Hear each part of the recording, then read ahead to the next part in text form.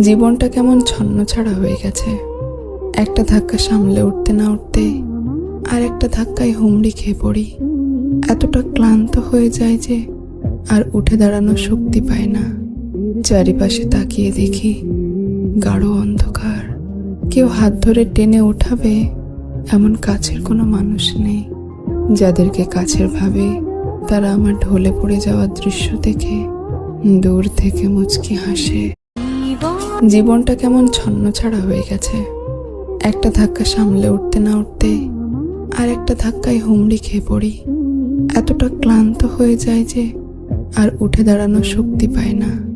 চারিপাশে তাকিয়ে দেখি গাঢ় অন্ধকার। কেউ হাত ধরে টেনে উঠাবে এমন কাছের কোনো মানুষ নেই। যাদেরকে কাছের ভাবে তারা আমার ঢলে পড়ে যাওয়ার দৃশ্য দেখে দূর থেকে মুচকি হাসে।